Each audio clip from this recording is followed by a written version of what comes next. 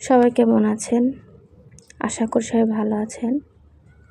সবাইকে জানাচ্ছি শুভেচ্ছা অনেক আমার ভিডিও দেখার জন্য, আর জানাচ্ছি অনেক ধন্যবাদ। যারা ভিডিও দেখেন তারা অবশ্যই কিন্তু লাইক কমেন্ট দিতে ভুলবেন না, আর পুরো সম্পূর্ণ ভিডিওটা দেখবেন। জানি আপুর ভিডিও খুব ভালো লাগে না, তো যারা দেখেন তারা কিন্তু দয়া করে পুরো ভিডিওটা দেখবেন। আর আমি আজকে রান্না করছি মুরগির মাংস। তো প্রথমে সকল মশলা কষা নিচ্ছি মাপ মতো মশলা দিয়ে। তো অল্প করে মাংস রান্না করবো, আপনার সাথে শেয়ার করলাম। আমি আজকে সবগুলো পেঁয়াজগুলো আমি একটু ব্লেন্ড করে নিয়েছি, তাহলে আসলে কি ঘন হয়, খেতেও ভালো লাগে, খারাপ না। তো যাই হোক, আমি রান্না করে দিই কে জানে, আমারই ভালো লাগে না। আমি অনেক দিন আমার হাতের রান্না খাইতে খেতে বিরক্ত। একটু পানি দিয়ে দিলাম। হ্যাঁ, আমার কাছে একটু পোড়া পোড়া লাগতেছিল, পুড়ে যাচ্ছিলো, তখন মশলাটা বেশি কারণ হয়ে গেছিলো। যাই হোক, আমি এখানে ঢাকন দিয়ে ঢেকে দেবো, একটু ভালো করে নেড়ে চেড়ে দিয়ে যেন কষে যায়।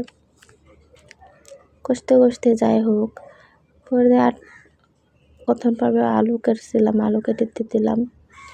মিডিয়াম সাইজের আলু 4 টুকরো করে নিছি, কারণ চলে যাওয়াতে আমার গ্যাসের চুলায় রান্না করতে হচ্ছে এখন, তো ওখান থেকে এনে তো এখন সুন্দর করে এখানে আবার নাড়াচাড়া দিয়ে রান্না করব।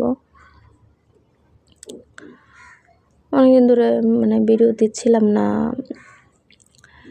এখন আবার এখন দিচ্ছি। আসলে ভিডিওর কাজ করা, ইউটিউবের কাজ করা অনেক ধৈর্যের ব্যাপার। কি বলবো, মাঝে মধ্যে মনটা নষ্ট হয়ে যায়। কয়দিন ভিডিও দেই না, আবার দেখা যাচ্ছে আবার দেওয়া শুরু করতেছি।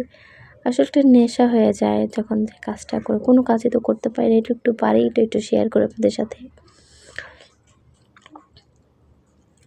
তো আমি আপনার পানিটা রয়েছে একটু টানার চেষ্টা করে তারপর এখানে ঝোল দিব। সুন্দর করে এটা টেনে নেব আঙুল একদম দিয়ে, তাহলে দেখা যাচ্ছে কি খেতে ভালো লাগে। আর এখানে ঝোল দিয়ে দেবো মাপ মতো, বেশিও দেবো না কমও দেবো না, যেন জাল হয়। জাল না হলে আবার মজা লাগবে না। আসলে ক্যামেরাটা তো দামি না, তো এই জন্য ভিডিও যে লাইটিং সিস্টেম। তো মাংস রান্না করব, রুটিও বানিয়ে নিলাম, কারণ লাল আটার রুটি আসলে আমরা খাই, আমার জন্য অনেক উপকার। আসলে আমার একটু সমস্যা আছে, এর জন্য আমি সাদা রুটি কি বলবো, যাই হোক, তখন আমাকে সাজেস্ট করলো যে লাল আটার রুটিটা খাও, তোমার জন্য উপকার হবে। তো এর জন্য আমি মনে করেন দেখা যায় আমার জন্য 2টা, ওদের জন্য 3টা। আসলে এইভাবে বানানো হয় না, তো লাল আটাই আনা হয় আমার ঘরে। এখন থেকে মনে করেন আমরা লাল আটার রুটিটাই খাই।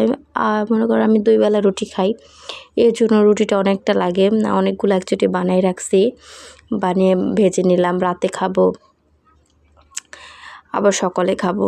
কারণ দেখা যায় যখন 2টা বানাবো, আবার সকালের জন্য ওই 5-6টা বানাবো। এইভাবে আসলে বারে বারে বানানো ভালো লাগে না, তো এই জন্য একসাথে সকালের নাস্তাটা বানিয়েই রাখলাম। আর সকালবেলায় বাচ্চা যত স্কুলে যায়, মনে হয় 7:30টার সময় বের হয়ে যেতে হয়, রেডি হয়েও সকালে নাস্তা করে আরেকজনে উঠার লাগে, তাকে রেডি করে দেয়, অনেকটা সময়ের ব্যাপার হয়ে যায়। 2 বাচ্চা না, আসলে পারা যায় না। এই জন্য নাস্তাটা বানিয়ে রাখলে ভাবে আমার অনেক সাশ্রয় হয়। সকালের টাইমটাও আমি খুব ইজিলি সব কাজ করতে পারি, আমার কাছে সুবিধা হয়। মাংস রান্না করছিলাম, তার পাশে আমি একটু সবজি রান্না করছিলাম আমার জন্য। এটা কচুর মুখী, হ্যাঁ, কচু পাওয়া যায়, যেটা শুটকি মাছ দিয়ে রান্না করছিলাম। এটাও খেতে অনেক মজা হয়েছিল।